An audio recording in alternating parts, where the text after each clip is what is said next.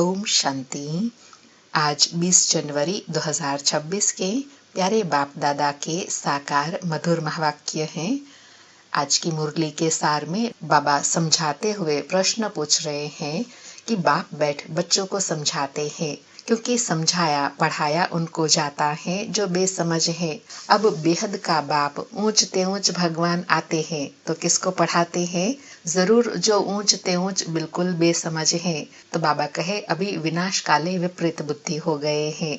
तो बाबा पूछे विपरीत बुद्धि कैसे बन गए? 84 लाख योनियों में बाप को कह दिया है। कहते हैं परमात्मा कुत्ते बिल्ली जीव जंतु सब में है, इसलिए बेसमझ हो गए हैं, विपरीत बुद्धि हो गए हैं। अब बाबा समझदार प्रीत बुद्धि बना रहे हैं। फिर कहा शिव बाबा है बेहद का बड़ा बाबा, ब्रह्मा बाबा है हद का छोटा बाबा। बेहद का बाप माना बेहद आत्माओं का पिता, हद का बाप माना जीव आत्माओं का बाप हो गया।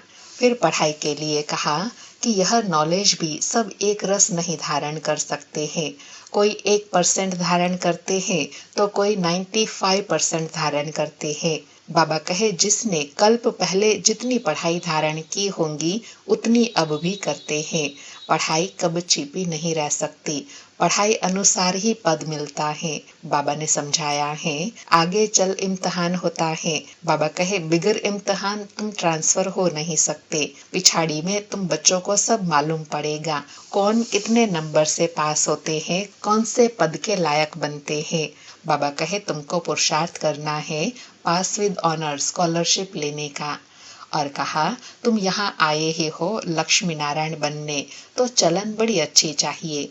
बाप कहते हैं तुम बच्चों को अब विनाश काले कायदे सिर प्रीत बुद्धि बनना है, नहीं तो ऊंच पद नहीं पा सकेंगे। फिर बाबा ने विनाश काले विपरीत बुद्धि का अर्थ बताया कि बाबा को जानते पहचानते हुए भी याद नहीं करते हैं। बाप को याद करना यह तो गुप्त बात है।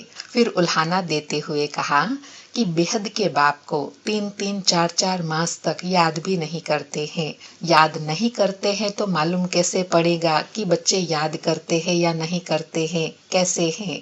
जबकि बाबा कहे चिट्ठी आए तो बाबा को पता चले, उस चिट्ठी में फिर सर्विस का समाचार हो, हमने यह रूह रिहान की, यह सर्विस की।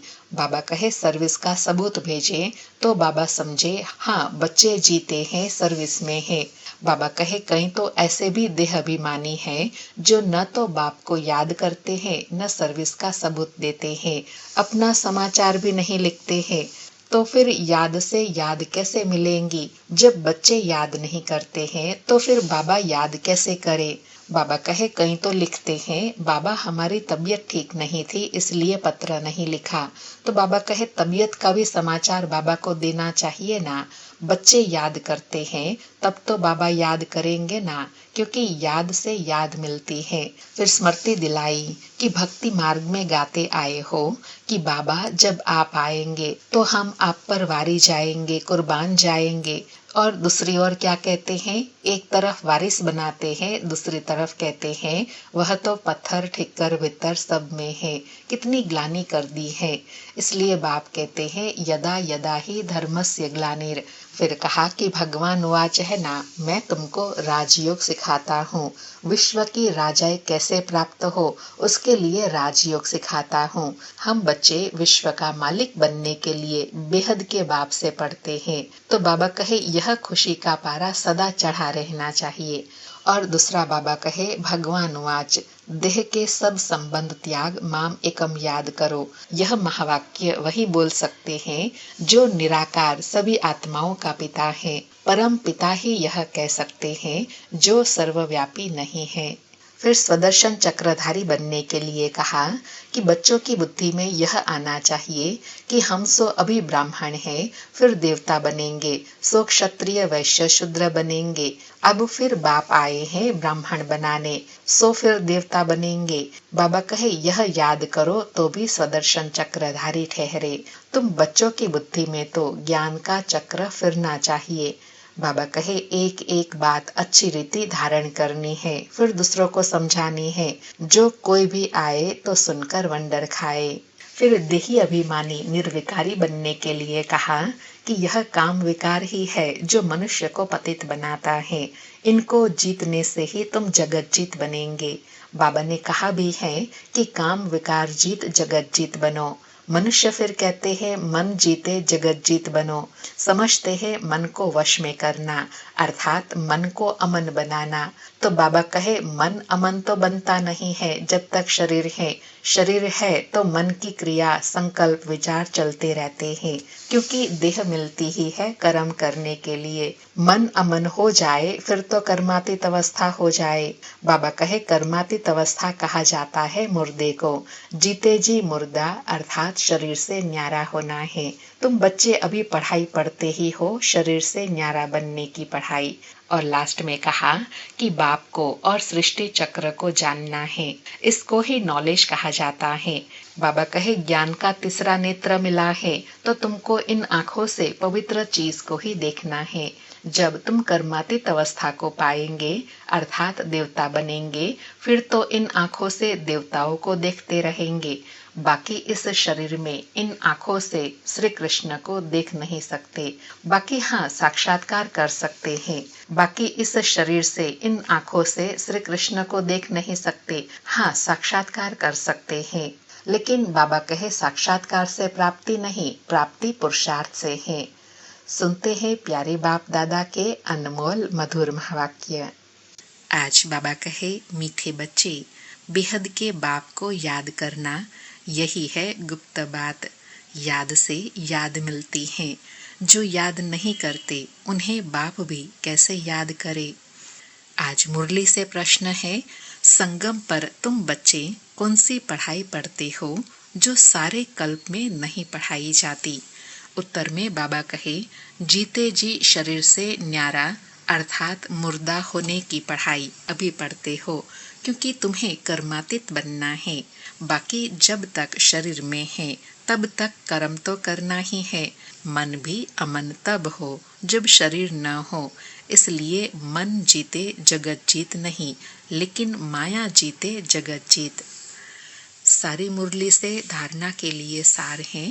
पहला पॉइंट, शरीर से न्यारी आत्मा हूँ, जीते जी इस शरीर में रहते जैसे मुर्दा, इस स्थिति के अभ्यास से कर्मातीत अवस्था बनानी है। दूसरा पॉइंट, सर्विस का सबूत देना है, देह अभिमान को छोड़ अपना सच्चा सच्चा समाचार देना है, पास विद ऑनर होने का पुरुषार्थ करना है। आज प्यारे बाबा का वरदान है, अपने शांत स्वरूप स्टेज द्वारा शांति की किरणें फैलाने वाले मास्टर शांति सागर भव। अपने शांत स्वरूप स्टेज द्वारा शांति की किरणें फैलाने वाले मास्टर शांति सागर भव। स्पष्टीकरण है, वर्तमान समय विश्व के मेजॉरिटी आत्माओं को सबसे ज्यादा आवश्यकता है सच्चे शांति की। अशांति के अनेक कारण दिन प्रतिदिन बढ़ रहे हैं और बढ़ते जाएंगे। अगर स्वयं अशांत नहीं भी होंगे तो औरों के अशांति का वायुमंडल वातावरण शांत अवस्था में बैठने नहीं देगा, अशांति के तनाव का अनुभव बढ़ेगा। ऐसे समय पर आप मास्टर शांति के सागर बच्चे अशांति के संकल्पों को मर्ज कर विशेष शांति के वाइब्रेशन फैलाओ। बाबा ने वर्तमान समय अनुसार अपनी स्थिति बनाने के साथ साथ सेवा बताई कि वातावरण और ही अशांति का होना ही है। इसलिए बाबा कहे अब वर्तमान समय अपने को मास्टर शांति के सागर बन उस श्रेष्ठ स्थिति में रहे, सारे विश्व की आत्माओं को शांति के वाइब्रेशंस देने हैं।